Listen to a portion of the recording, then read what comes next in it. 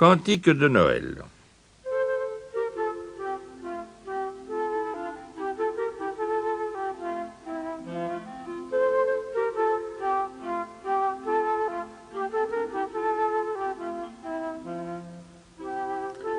Max Lavare était mort, tout ce qu'il y a de plus mort, et personne ne le regrettait, surtout pas son associé Paul Pingre.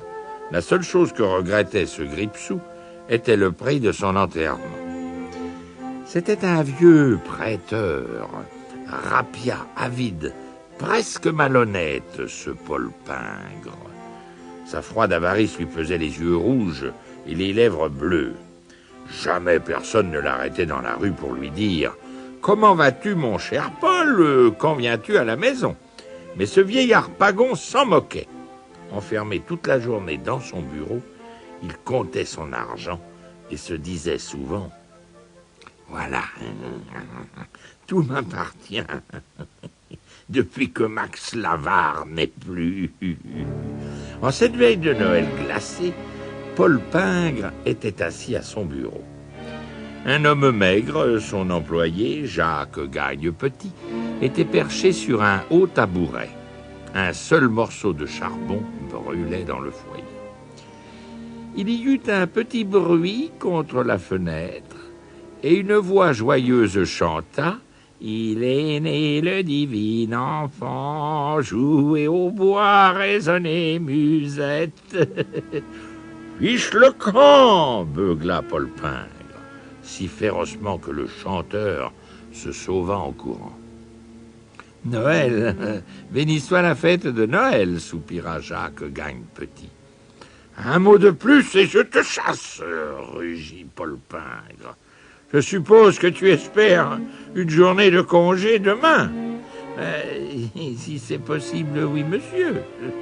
dit l'employé en frottant ses mains glacées. « C'est impossible. Pourquoi te paierais-je une journée sans travail? Noël, ce n'est qu'une fumisterie, je te le dis. » Au soir, Jacques Gagne-Petit courut chez lui et Paul Pingre marcha dans la nuit glacée jusqu'à la maison où il vivait seul. À la lumière d'une chandelle, il fit l'inspection des pièces, car il craignait les voleurs.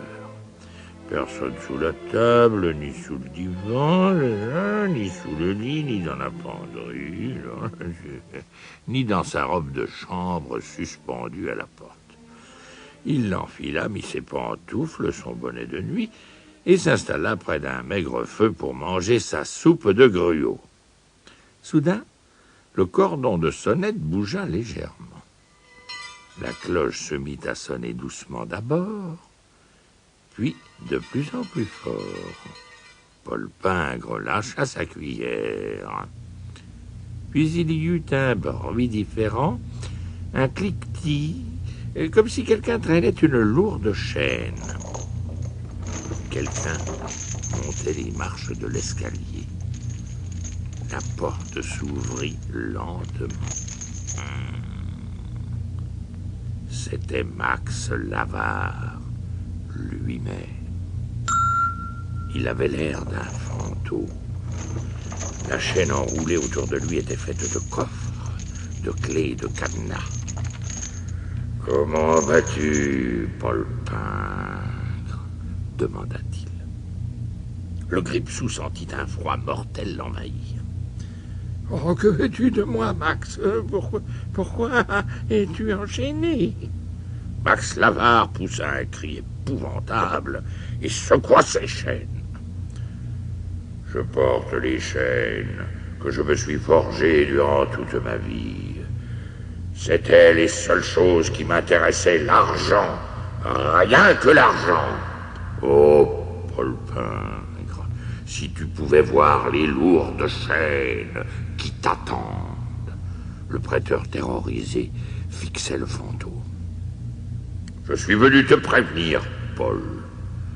Cette nuit, tu auras la visite de 3 esprits. » Paul Pingre essaya de lui crier « Mensonge !» mais il en fut incapable. Le fantôme recula vers la fenêtre et se dissipa dans la nuit sombre. Paul se coucha, Mais il se tourna et se retourna longtemps avant de trouver le sommeil. Le son caverneux de l'horloge, sonnant 1 heure, le réveilla soudain. Les lumières s'allumèrent dans la chambre, une main tira les rideaux de son lit. Paul Pingre se redressa, raide de peur, et se trouva face à un fantôme. « Je suis l'esprit des Noëls passés, dit-il d'une voix monocorde. De ton passé, Paul Pingre, lève-toi, viens. » Le fantôme tira le vieux Gripsou par la main. Ils traversèrent le mur et se trouvèrent dans un village.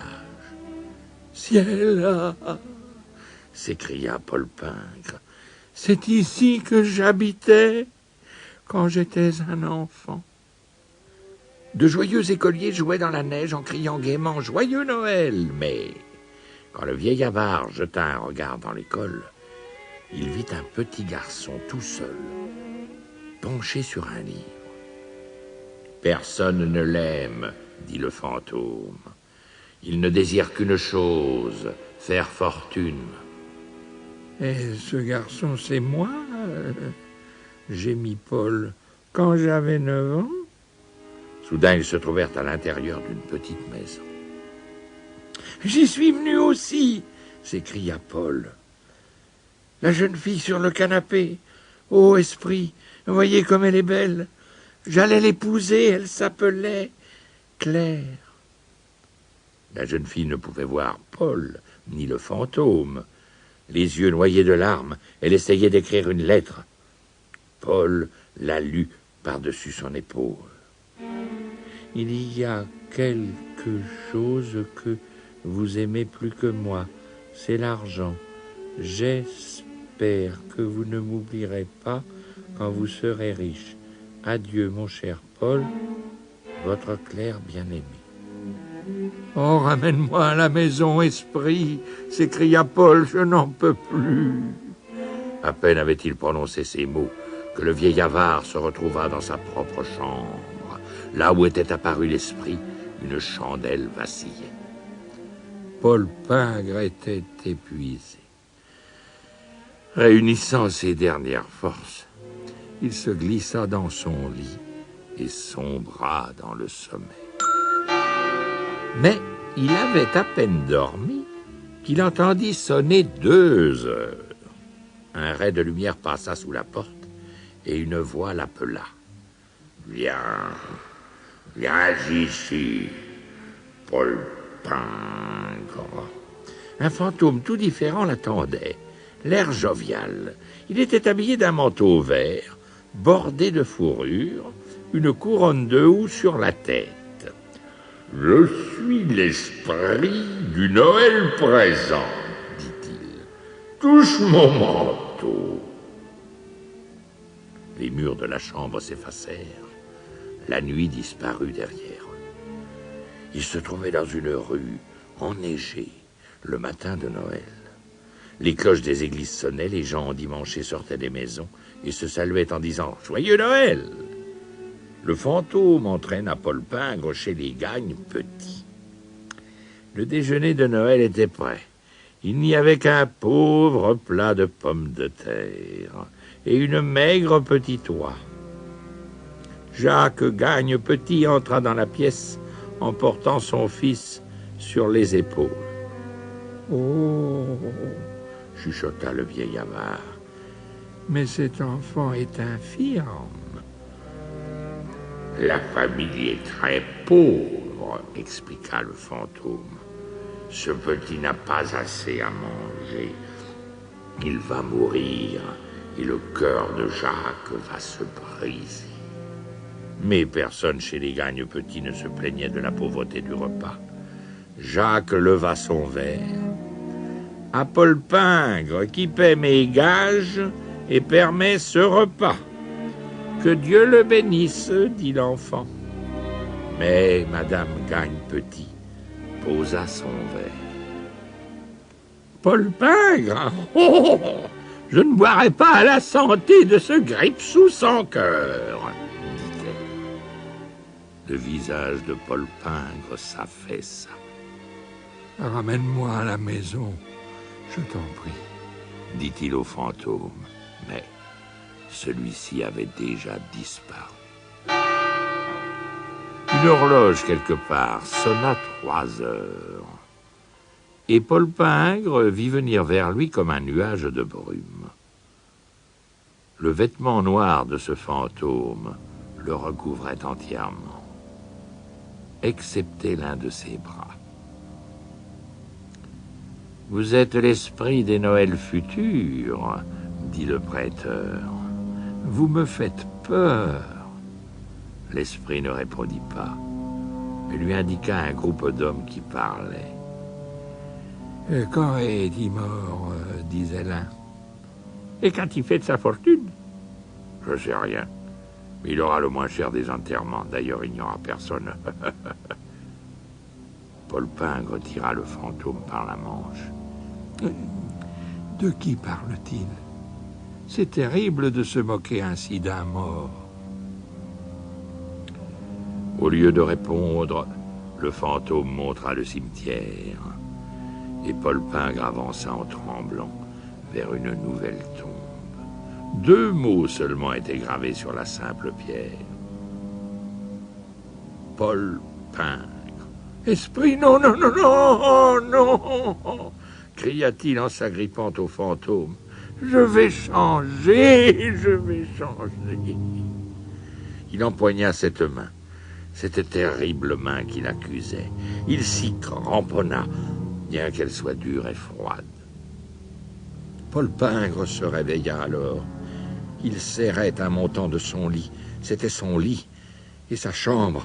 Mieux encore, il était bien vivant. Et c'était le matin. « Je ne sais pas par où commencer, » se dit Paul Pingre, riant et pleurant en même temps. « Oh, je ne sais même pas quel jour nous sommes. » Il courut vers la fenêtre, l'ouvrit et interpella un enfant dans la rue. « Oh, quel jour sommes-nous aujourd'hui, petit? »« Ben, le jour de Noël, monsieur. »« C'est Noël, oh, ben il est donc encore temps. » Jubila Paul. « Mon garçon, tu connais la boucherie. A-t-elle vendu cette dinde primée exposée en devanture? »« Quoi? Celle qui est presque aussi grosse que moi? Non, monsieur, elle y est encore. »« Oh, tant mieux. Cours l'acheter et porte-la immédiatement chez Jacques Gagne-Petit en prenant une voiture. Mais surtout, ne dis pas qui t'envoie. Si tu te dépêches, je te donnerai une pièce d'or. » Puis Paul revêtit ses plus beaux vêtements et arpenta les rues en disant très fort à tous ceux qu'il rencontrait « Joyeux Noël à tous !»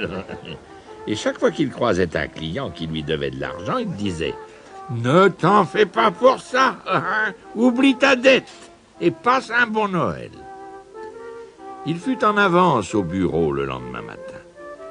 Il voulait y être avant son employé. Celui-ci arriva avec 2 minutes de retard. « Ah, et qui te permet d'arriver à une heure pareille gronda Paul Pingre. « Oh, je suis vraiment désolé, monsieur Pingre, dit Jacques Gagne-Petit, terrifié à l'idée de perdre son emploi. J'ai eu un Noël, oh, si étonnant. Il m'est arrivé une chose vraiment fabuleuse. Je vous promets que cela ne se renouvellera jamais. Mais si je vous racontais ce qui s'est passé, oh, vous ne le croiriez pas vous-même. » Mais l'ancien avare se leva, envoya une bourrade amicale à son employé qui chancela presque et lui déclara en changeant de ton « J'ai décidé d'augmenter ton salaire et de diminuer tes heures de travail. Joyeux Noël, Jacques. Ranime le feu et viens dans mon bureau. Tu me diras ce que je peux faire pour aider ta famille. » Le petit infirme ne mourut pas, mais guérit. Aucun fantôme ne revint jamais voir Paul. Et par la suite, chacun pensa que personne ne savait célébrer Noël aussi bien que l'ancien avare.